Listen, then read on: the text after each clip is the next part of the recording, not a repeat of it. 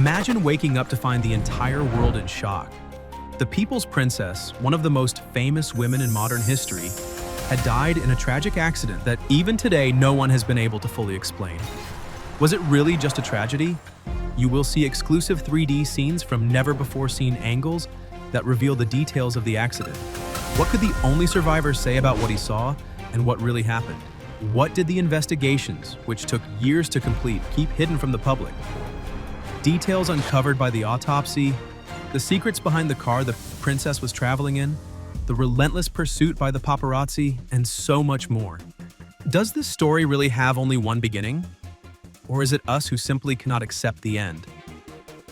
The truth that was hidden behind the death of Princess Diana. But before we continue, don't forget to subscribe to the Broger Films channel, like this video, and share it with your friends, and of course, turn on notifications. Let's begin. It was the early hours of August 31st, 1997 in Paris. Diana and her boyfriend, Dodi El-Fayed, were quietly leaving the Ritz Hotel when they mysteriously suffered a terrible car accident inside the Pont de l'Alma tunnel.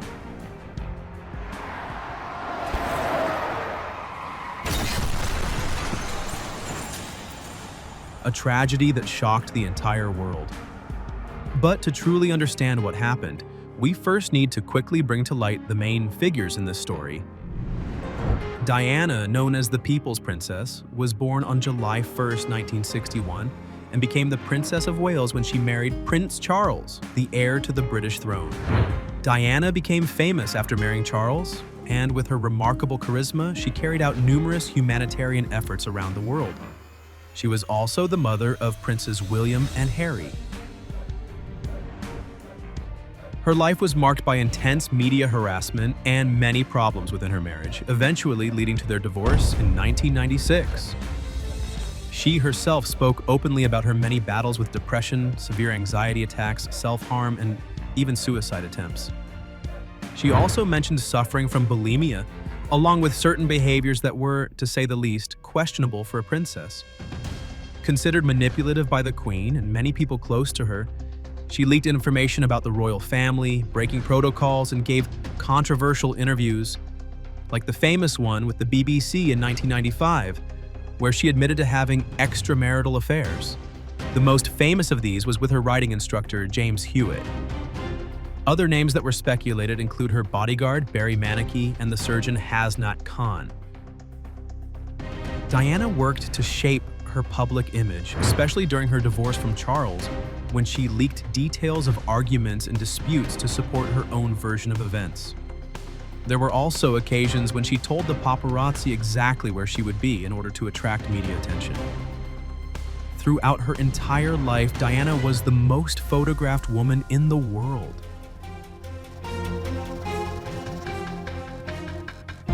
And who was Dodi El-Fayed? And how did he and the princess meet? Imad el-Din Mohammed Abdelmenaem Fayed was an Egyptian businessman and film producer. He was the son of billionaire Mohammed Al-Fayed, who at the time owned famous stores, luxury hotels, and even a football club. He and Diana met through his father, Mohammed Al-Fayed, who had been a longtime friend of the princess and other members of the royal family. Their relationship began to grow stronger about a year after the divorce in the summer of 1997, when Diana and Dodi started being seen together. They had been dating for only a few weeks before the fatal accident. There are reports that Dodi had already purchased the rings and was planning to propose to the princess on the night of the crash.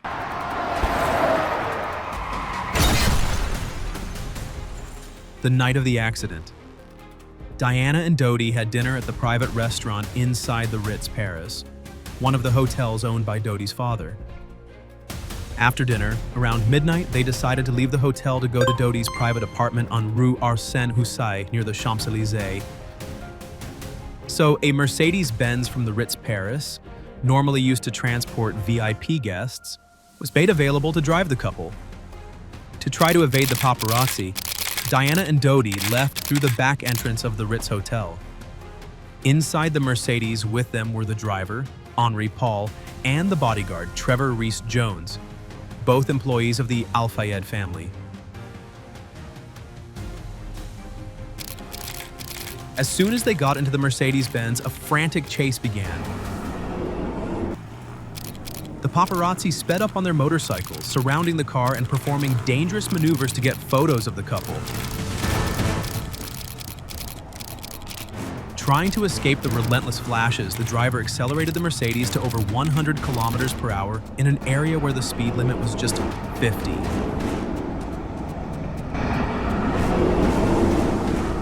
When entering the tunnel at high speed, for some reason, the driver lost control of the car and crashed violently into a central pillar inside the tunnel.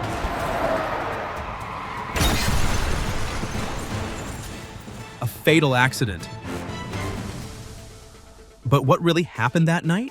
Hidden details, conspiracy theories, and years of investigation have brought shocking revelations to light. But before we shed light on all the facts, tell me, are you enjoying the video? If so, go ahead and leave a like. Subscribe to the Brugger Films channel, and don't forget to turn on notifications. There's much more to come. Now let's analyze this tragedy step by step, starting with the scene of the accident. The Pont de l'Alma Tunnel, also known as the Alma Bridge Tunnel.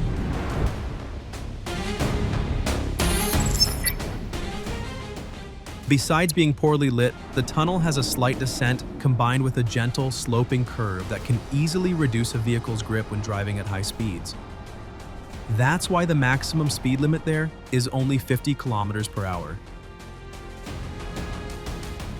Once the conditions of the tunnel were analyzed, there was still the question of what exactly caused the driver to lose control of the Mercedes-Benz. That's when the investigation revealed something unexpected. Another vehicle may have been present at the scene at the moment of the accident. This possibility emerged when investigators found pieces of red plastic, most likely from the taillight of a Fiat Uno, exactly where the collision occurred. A true ghost at the scene of the accident. The forensic analysis was so thorough that experts were able to identify the model of the car just from the tiny paint particles found on the side of the Mercedes. But did the two vehicles actually collide? Everything suggests that the Mercedes-Benz tried to swerve away from the Fiat Uno right at the entrance of the tunnel, ending up grazing the back of that car and leaving white paint scratches along its side.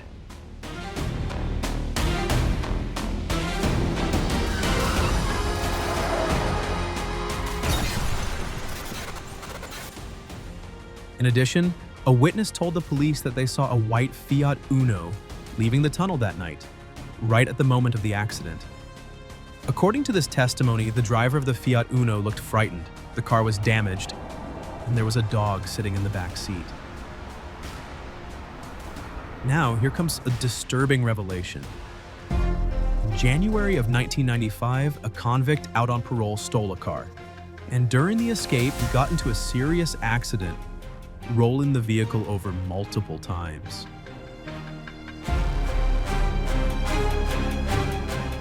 That car was declared beyond repair by the insurance company. And yes, we are talking about the very same Mercedes-Benz that was carrying the princess and her boyfriend on the fateful night of the crash in the Pont de l'Alma tunnel.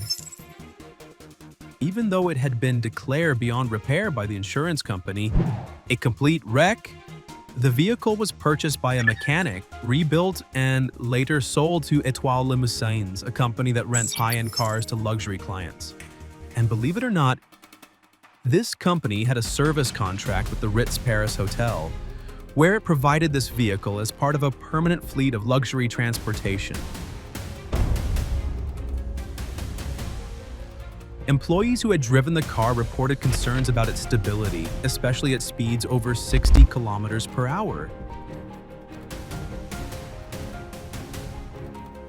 But there's another shocking revelation. After the accident, the autopsy report on the driver, Henri Paul, confirmed that he was under the influence of alcohol and medication. And astonishingly, the levels of alcohol found in the driver's blood were high enough to completely impair his ability to drive. Now that we know all of this, let's analyze the accident through a 3D reconstruction, covering every detail we've discussed so far.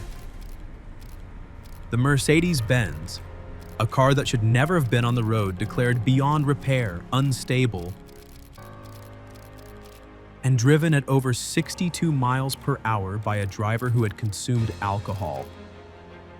The vehicle, traveling at high speed on a descending stretch with a slight curve and poor lighting, lost its grip on the road, and within seconds, the driver tried to change lanes to avoid the Fiat Uno that appeared in front of him.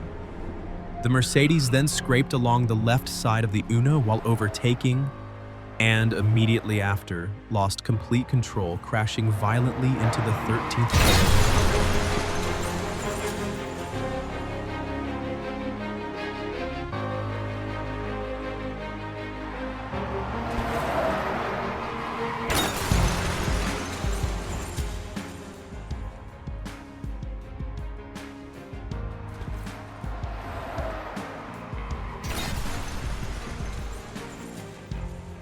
The impact was so intense that it completely destroyed the front of the vehicle, pushing part of the engine backward, twisting the chassis, and throwing the passengers violently against the interior of the car.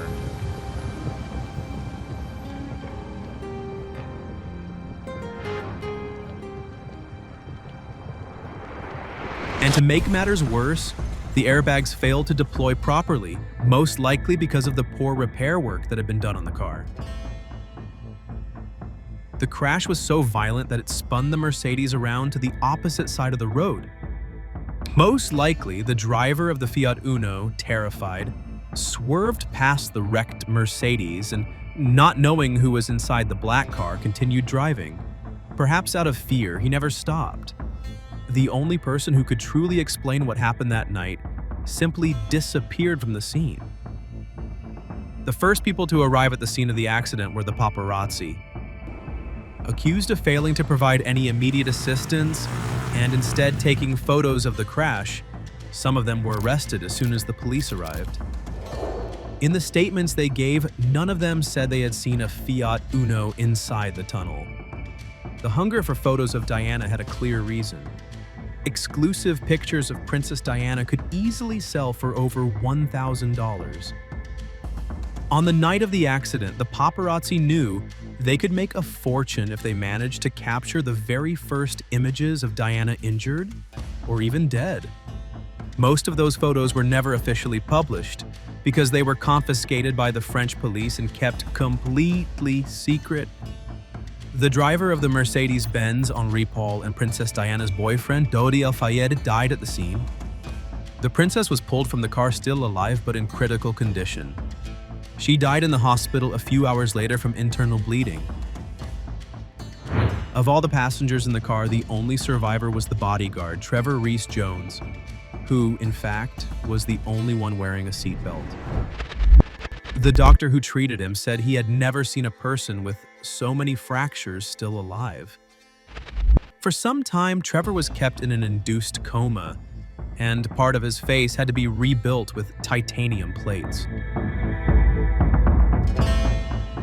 When he regained consciousness, Trevor said he didn't remember anything about the moments or even the night of the accident. Sometime later, he published the book The Bodyguard's Story, but no new information about the crash was revealed in it. And what did Princess Diana's autopsy reveal? After the accident, many rumors and conspiracy theories emerged suggesting that Diana was pregnant at the time of her death, which only fueled even more speculation about the possible causes of the tragic crash. There was a wave of emotion that gripped everyone. Was Diana really pregnant? However, the official autopsy results were clear. There was no evidence of pregnancy.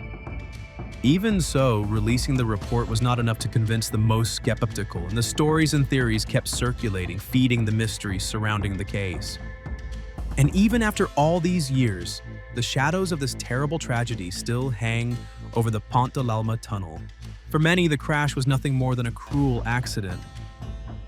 But there are those who believe that Diana knew too much. Secrets of the monarchy, million-dollar political deals, and even hidden scandals behind the scenes of power. Theories suggest that the British royal family was watching the couple's every move. And some claim that on that fateful night, The destiny of Diana and Dodi al-Fayed was sealed by interests far beyond the public's understanding. Did the Queen really order the end of this inconvenient romance? Or is it all nothing more than absurd stories, fueled by the fascination surrounding Diana, the people's princess? What do you think about all of this? Did the Mercedes really scrape against a Fiat Uno inside the tunnel? Medication and alcohol in the blood test of the driver, Henri Paul and the dark history of the Mercedes-Benz, a luxury car whose airbags didn't even work properly on the night of the crash. Well, leave your comment. Do you truly believe all of this was just an unfortunate coincidence, or do you think there is a much bigger conspiracy behind the tragedy that silenced Diana? We here at the Brugger Films channel want to know your opinion.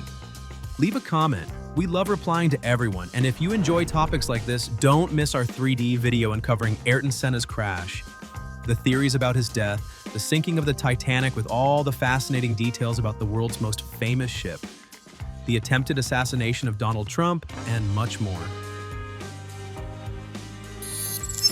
Everyone, don't forget to leave your like and share our videos with your friends. If you're not subscribed yet, make sure to subscribe. There's so much more coming soon. Thank you so much for watching, and we'll see you in the next production. See you soon.